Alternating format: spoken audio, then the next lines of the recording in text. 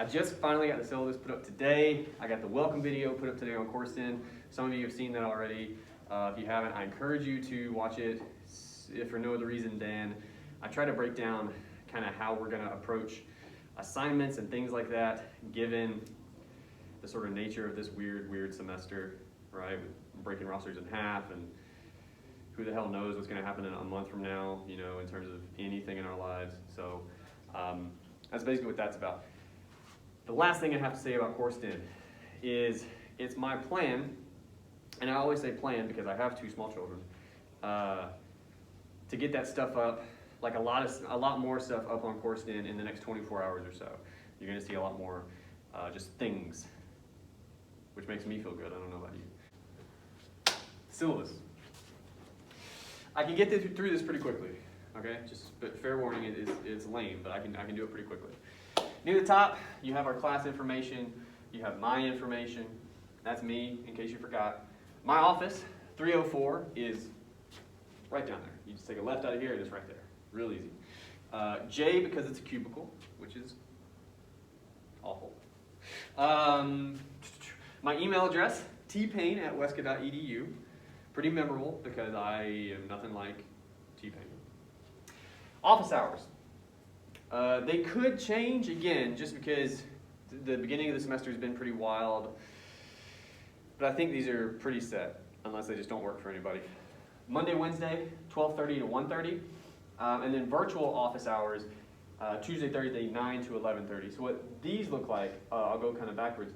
Virtual office hours, that's me either at home or in my office or something with like a laptop up, my inbox open, so I'll see your emails if you send them. You can Google chat with me in real time if you like. There's even a video option if you want to make me uncomfortable. Whatever it is that you want to do, we can make that happen during these. Office hours, I'm in my office, surprise. I'm not clear on how that's supposed to work this semester. I mean, you guys see the stickers and everything. I just told you my office is a cubicle. Like, I can stretch and touch all the sides. So it's like, I am never telling you not to come to my office. I'm not doing that.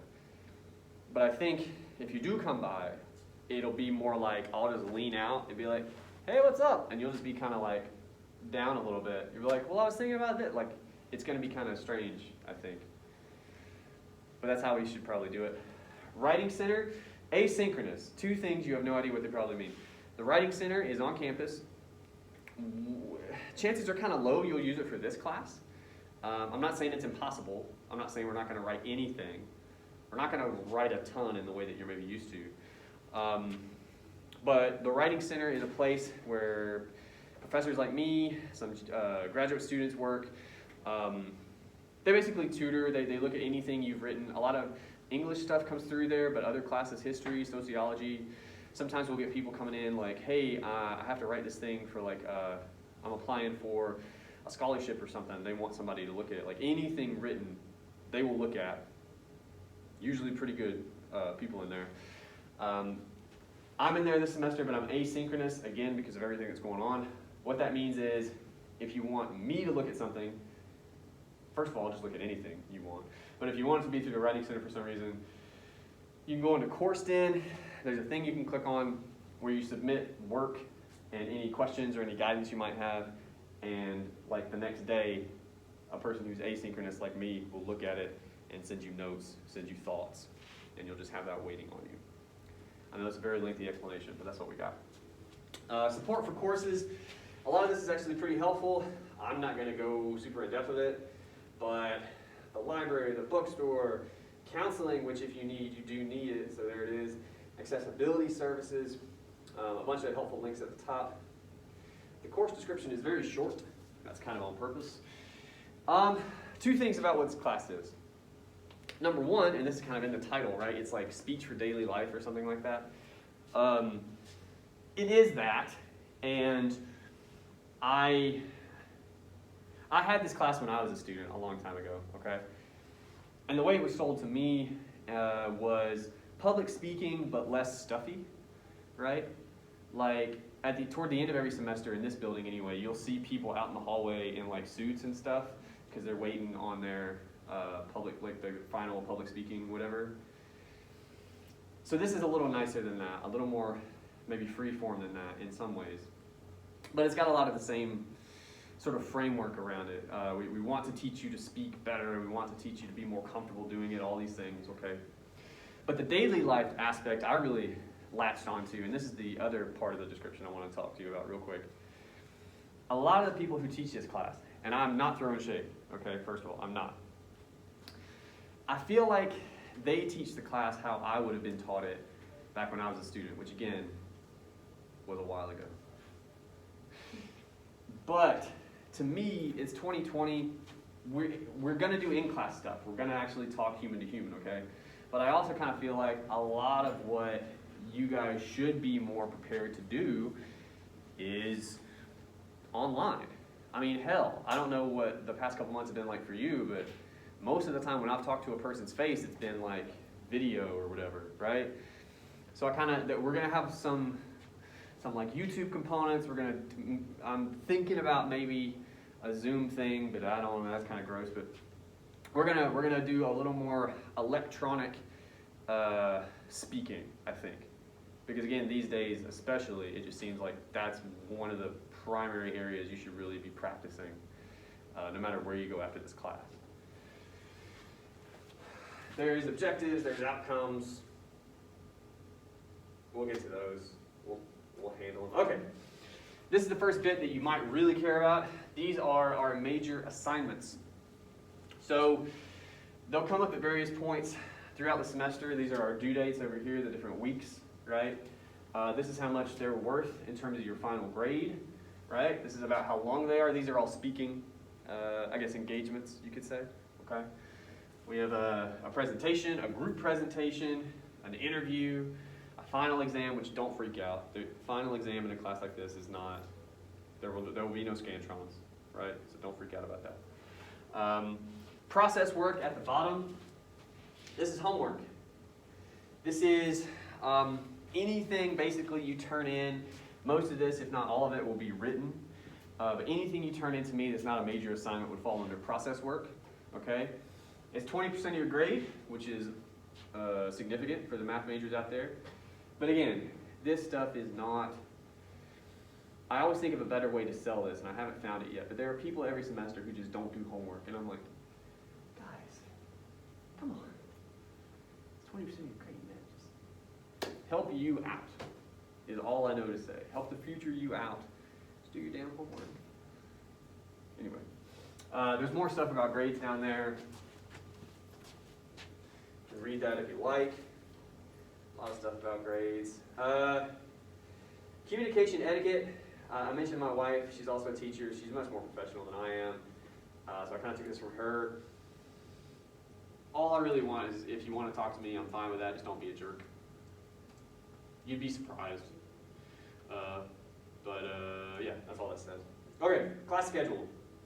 This is important. This is day-to-day, what we're doing, what we're going to do. If you have questions, again, you should always ask me if you need to, but you can also make some discoveries yourself by checking out the syllabus.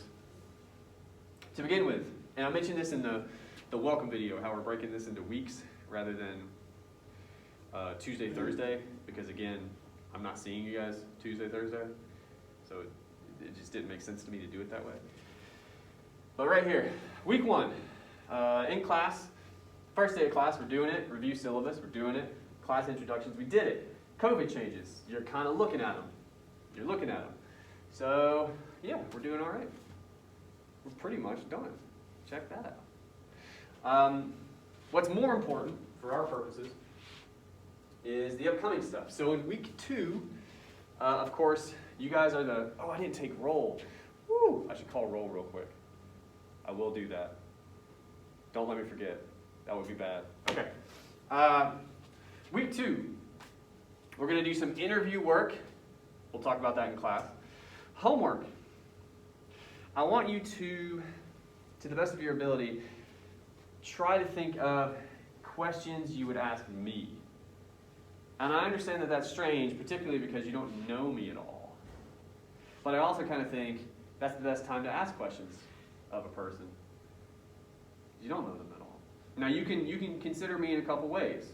I'm a person that's older than you. Ideally, I have more life experience, but I don't know. You could have seen some things. Kind of gesturing toward you. Sorry about that. Jeffrey, whatever. If you have questions about school, I was a student for a long time. I was a student for 4 years and 3 and 3. For 10 years, I was a college student. Yeah, I got real tired of college. Studenting, anyway. If you want to ask me questions as a teacher or about the class, that's fine. Anything you have a question about that isn't like inherently inappropriate, which would be very bold of you, I'll do my best to answer transparently. And I'll also do my best to answer in a way that I feel like is instructional. I don't know. I'm not sure how to put that last part because I'm not sure what you might ask me. But the reason we're doing this, and I'm going to talk about it more next time, is we're going to end up interviewing you guys after that. But I'm of a mind, I like to model things before, so I want you to kind of have an idea of what you're in for first. And that's what we're starting next week. Breathe hard in this mask, too. This is the other aspect. This whole class is about presenting ourselves to each other, but we can't, at least when we're in class, we can't see each other's faces. So it's going to be weird. You got to really learn to emote with your eyebrows, I think. All right. Any questions? Couldn't imagine. Okay. Yes, ma'am. Do you want us to do that on paper and then turn it in next Thursday, or What? the questions? Or are we doing that? Well, next write them down for you if you have them. But no, I didn't bring that in. Bring that in. Oh, yeah. Okay. There's one thing I left out. Very good. Okay. So I kind of mentioned this in the welcome video, but I say a lot of things. So in terms of the cadence, what that's going to look like is in class, I think it's pretty obvious what that means, right? Readings, if we have them, we don't have them every week, but if we have them, I would like you to do that before you come to class, okay? So there's no readings next week, but then in week 3, you have like a small article that I'm going to post that I would want you to read before you come to class, I guess that Thursday. But then homework, you have until the end of that week. Now questions for me, obviously you kind of need to have those ready to go. But there's going to be an interview write-up assignment that would be due at the latest the 22nd, okay? In my experience, when I say that, what that means is all of you are going to turn your stuff in on the 22nd, right? I understand how that works. But at the same time, for most assignments, it's going to some way deal with what we've talked about in class. So it's just going to benefit you if you do it maybe after class. But that's largely up to you. Long answer to your question, which you probably didn't ask for. But yeah, that one, I just want you thinking about questions. If you're like, oh, that's a good one, that'll really fuck with his head, but maybe write that down, right? But this one is actually going to be an assignment that's on Coursed-In. And all of our homework that we turn in is pretty much going to be on Coursed-In. I don't want to give you papers. I don't want you giving me papers, right? Yes, ma'am. So is this for sure, like the Thursday class, or you don't know? Another fun question. So rosters won't be finalized until the 18th because that's when drop-out ends. To me, like I have it broken up. And I printed this yesterday. It could be out of date already. I have it broken up halfway. I think it's pretty good. At most, we might have some shuffling. It looks like in the R's, because we got a lot of R's in this class. So everybody, definitely everybody K and up will be Tuesday. I'm talking about last names, by the way. But anybody with an R last name and below, especially below R, you're pretty safely in the Thursday crew. But we got like 6 kids in this class with R last names, so there might be some. But I'm going to be on top of it. All I can say is for now, and this is not a great answer, but for now, we have to just try to stay on top of email. I'm going to hit you guys up as soon as I learn anything in terms of moving roster around or what have you. And I'll also say, because again, I was a student once, if I don't want you to be scared, like if you showed up next Thursday and I was like, oh, you're supposed to be Tuesday, I'm not going to like make you leave. Like, you know what I'm saying? Like we'll figure it out. Does that answer your question? We're just kind of doing the best we can at the moment. Other questions? Those are good.